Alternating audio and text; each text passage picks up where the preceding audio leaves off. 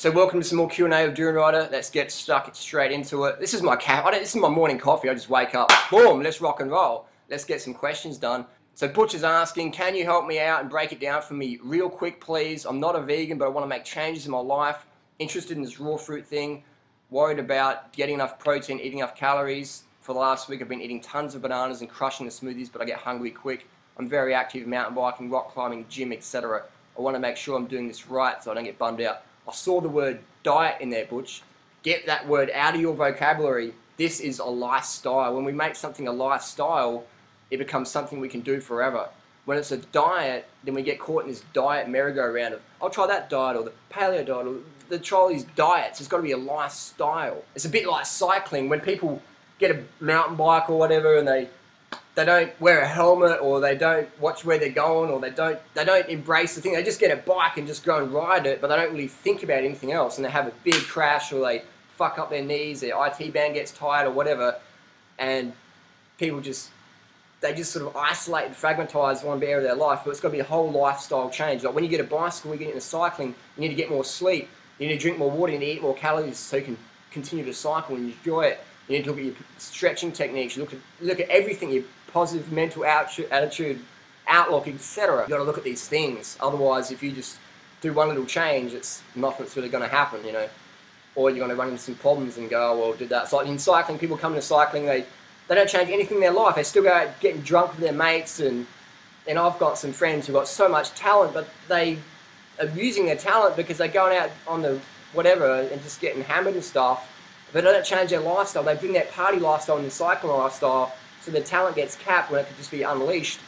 So with the change of diet, we have to have a change of lifestyle. So if you bring in all your negative thoughts or your wanker friends with you and go, oh, what are you eating bananas for? You eat too healthy, or that's too many carbohydrates. If you bring all those people into your new life with you, they just, you know, it's hard to fly like an eagle if you're hanging with turkeys. Sorry, turkeys. So you want to get rid of the turkeys in your life, hang out with eagles, fly like an eagle, get enough carbohydrate calories every single day, regardless of what your activity level is. When you try and limit your carbohydrate calories, that's just like running with your shoelaces undone. That's like riding with 20 psi on your tyres. That's like riding with your handlebars turned around. That's like riding with one hand on the bars and one eye covered like that, and just eventually you're going to crash so hard that you're going to go, fuck, what happened?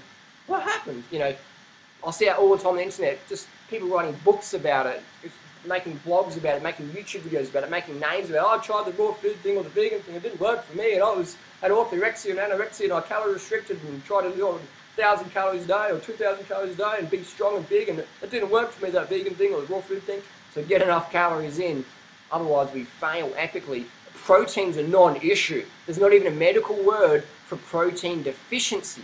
Look it up. There's kwashiorkor, there's marasmus, there's kwashiorkor, marasmus, but these all refer to caloric deficiencies. Like they'll say protein deficient, caloric deficiency. So hang on, like, what is it? It's like you're saying Japanese-Australian conglomeration. Well, it's like, is it Japanese or is it Australian? You know, like you've got to have a single thing. So there's no actual medical word for protein deficiency. Look it up. Go to the World Health Organization website, look it up. Protein deficiency. If there was such a thing as protein deficiency, there'd be 50 grams of protein isolate, and that'd be reversed. Just like when someone has a vitamin C issue, you give them, you know, 80 milligrams of vitamin C a day, the scurvy goes away. If someone has a protein deficiency, which is impossible, you give them 50 grams of protein a day, technically their protein deficiency should reverse, but there's not even a test for protein deficiency.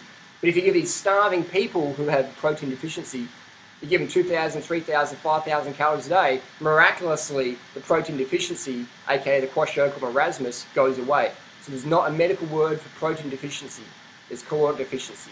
That's all there is. So if you get enough calories, get enough protein, all that's going to happen if you don't eat enough calories is your athletic performance is just going to go woo, and crash. Look what happened to Lance Armstrong when he didn't eat enough calories. He almost lost the Tour de France. Same with Contador. Same with the Schlecks. If you don't get enough carbs, see you later. So eat as much as you want. Fruit's the best, but we don't live in a fruity world, unfortunately. I might be in Union Square, NYC. I have $500 in my pocket. I'm like, where's the fruit? I want it now. Best quality, A grade, tasty, ripe. Where is it? Oh, it's not there. Okay, here's some dates, here's some bottled juice. You know what I mean? I can have the most money in my pocket, whatever, Even Bill Gates can't afford this lifestyle. So you've got to be organised and have things ripening and ready, boxes, bananas, boxes, dates, mangoes, whatever, back up, move to places where you get enough food. It's like cycling. I don't live in places I can't train in because I love to cycle, I love to be exploring. I'm not going to stay in a place I can't ride my bike.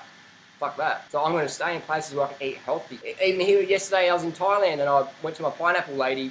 She wasn't there. Normally I get a 1,000-calorie box of pineapple already chopped up, put it in my Tupperware container, boom, slap it down, 1,000 calories, thanks for coming. Went there, she's not there. I'm like, whoa.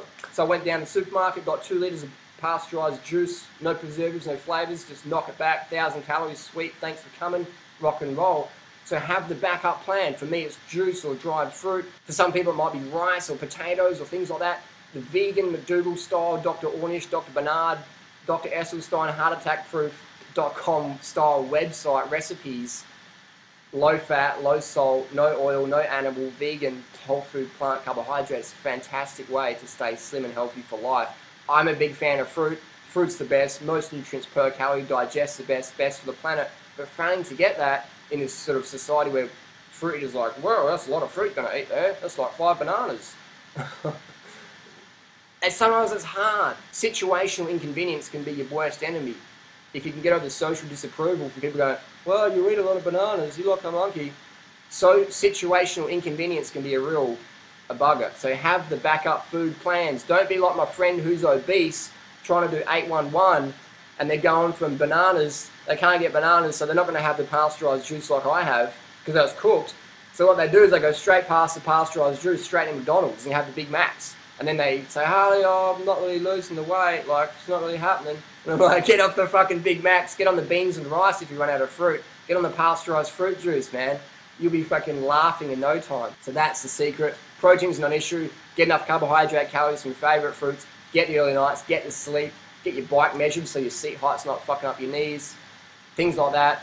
Hang around better people and you're laughing.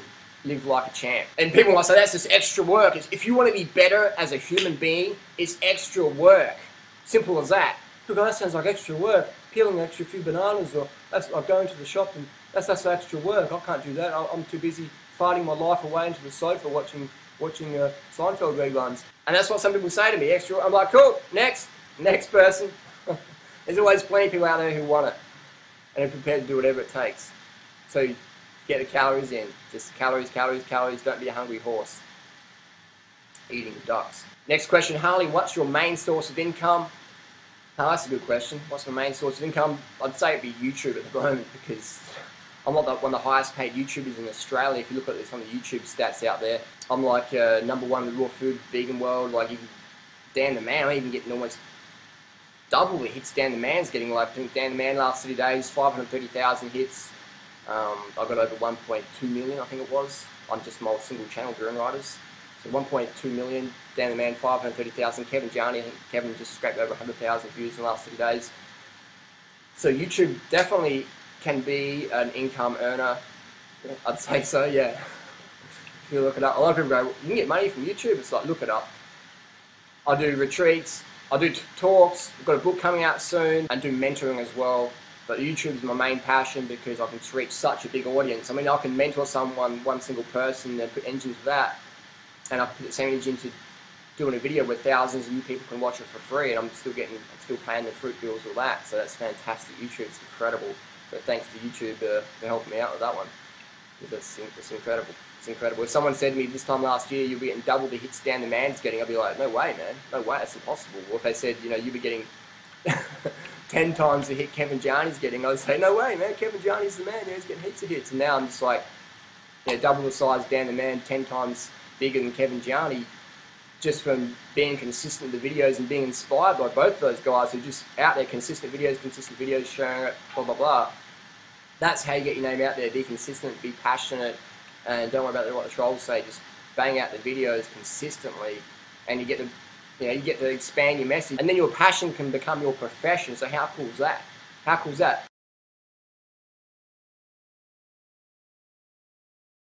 I started working in a factory one time back in '97, and I really hated it, but it was good money, and I was saving up so I could buy a new bicycle. So I got my new bicycle, $2,000 Vani Corsa, quit that job in the factory because it was just hanging out with smokers and downers, and just, people working in the factory, man, it's a pretty dead-end job.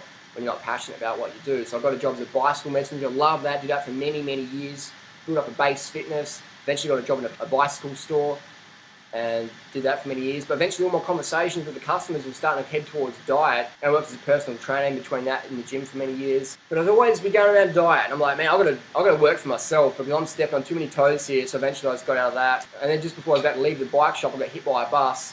And so then I couldn't work at all. I was living on welfare for many years, just struggling like 50% below the poverty line, and did that for many years, just not working, bad knees, things like that.